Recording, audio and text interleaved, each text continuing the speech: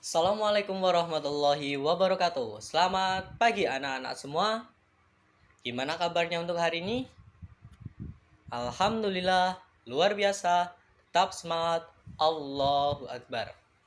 Oke, hari ini bertemu kembali dengan Bapak di mata pelajaran pendidikan agama Islam. Mana untuk hari ini apakah ada tugas dari Bapak minggu lalu? Tidak ada? Terima kasih. Kalau tidak ada, kita akan masuk ke materi yang baru, di mana kita kemarin sudah membahas tentang biografi Nabi Muhammad SAW. Nah, hari ini kita akan berkenalan atau Bapak akan mengasih tahu tentang sahabat-sahabat Nabi. Tapi sebelum itu, untuk mengawali pertemuan pada hari ini, alangkah baiknya kita berdoa seperti biasa. Untuk mata pelajaran Bapak, sebelum pelajaran dimulai, kita membuka dengan bacaan suratul Fatihah. Al-Fatihah.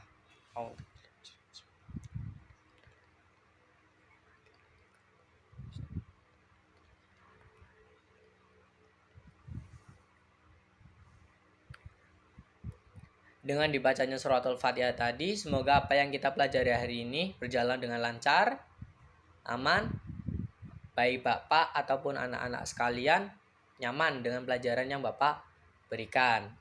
Oke, sebelum Bapak lanjut, Bapak presentasi terlebih dahulu. Anak-anak yang hari ini tidak berangkat, silakan bisa disampaikan ke Bapak berangkatnya karena apa dan dikasih keterangannya seperti apa.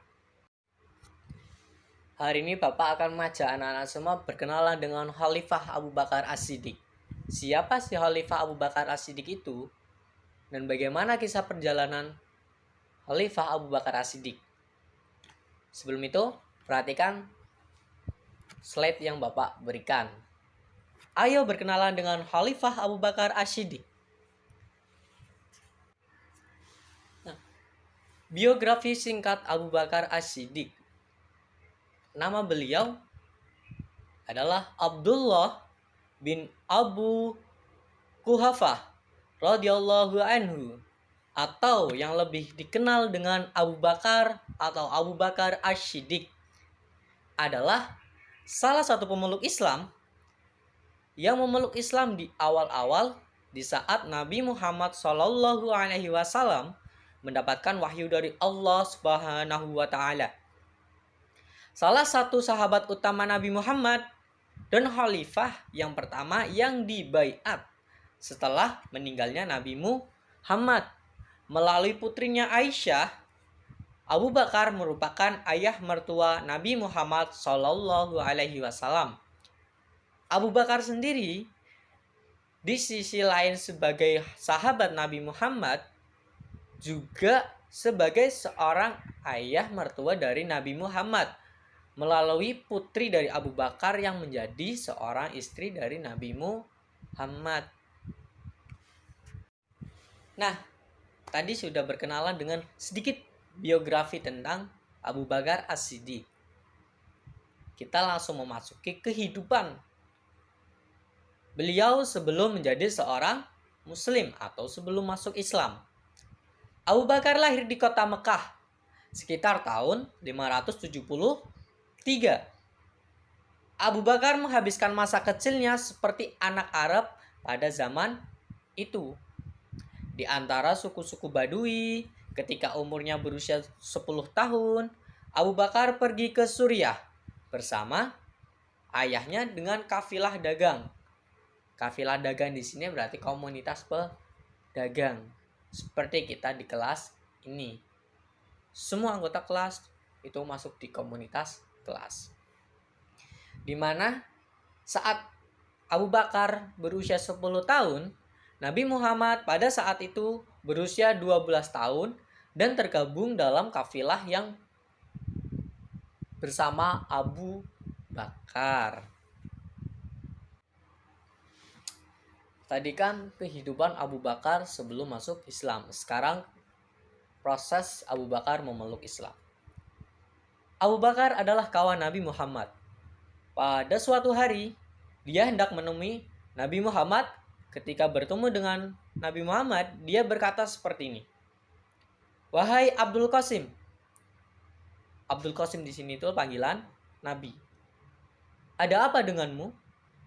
Sehingga engkau tidak terlihat di majelis kaummu. Dan orang-orang yang menuduh bahwa engkau telah berkata buruk tentang nenek moyangmu, dan lain-lain lagi. Nabi Muhammad bersabda, sesungguhnya aku adalah utusan Allah, dan aku mengajak kamu kepada Allah. Setelah selesai Nabi Muhammad berbicara, Abu Bakar langsung masuk Islam. Itu proses Abu Bakar memeluk agama Islam dan menjadi seorang Muslim. Setelah tadi proses masuknya Islam Abu Bakar, sekarang kehidupan Abu Bakar pasca Islam.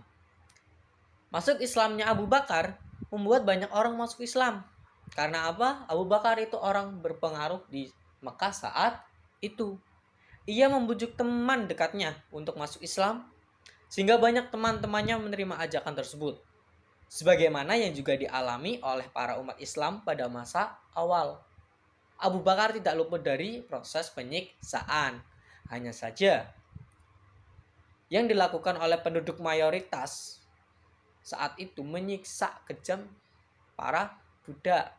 Tidak seperti Abu Bakar yang masih bisa dilindungi oleh keluarga dan sahabat-sahabatnya. Pada saat hijrah, Nabi Muhammad ditemani oleh Abu Bakar saat pindah ke Madinah pada tahun 622 Masehi. Abu Bakar adalah satu-satunya orang yang menemani beliau. Abu Bakar juga terikat dengan Nabi Muhammad secara kekeluargaan.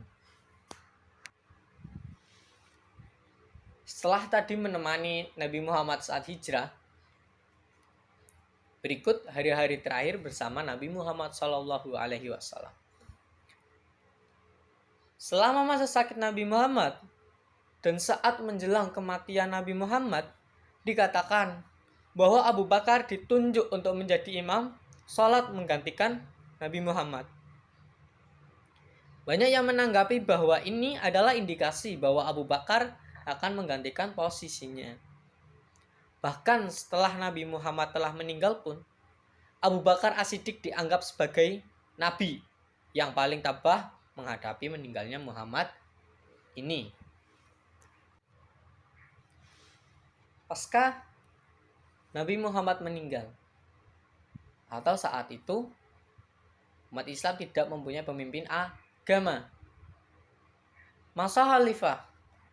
Setelah kematian Nabi Muhammad, kepala-kepala kaum Ansor, baik pihak Aus maupun persekutuan Khazraj, berkumpul dalam sebuah majelis halaman milik Bani Saidah. Berduyun-duyunlah anggota Aus dan yang lainnya membaiat Abu Bakar. Jadi panjang lebarnya itu saat itu berkecamuk antara kelompok satu dengan kelompok yang lain. Melihat itu, anggota-anggota Khazraj yang lainnya pun terpengaruh, juga ikut tampil ke depan untuk membaiat Abu Bakar untuk menjadi seorang khalifah. Hari akhir Abu Bakar. Pada tanggal 23 Agustus 634, Khalifah Abu Bakar jatuh sakit dan tidak kunjung sembuh. Di mana dia mengalami demam tinggi dan hanya bisa berbaring di tempat tidur. Penyakitnya berkepanjangan. Dan ketika kondisinya memburuk, dia merasa ajalnya sudah dekat. Menyadari hal itu, dia memanggil Ali dan memintanya untuk memandikan Husr. Karena Ali juga melakukannya untuk Nabi Muhammad saat itu.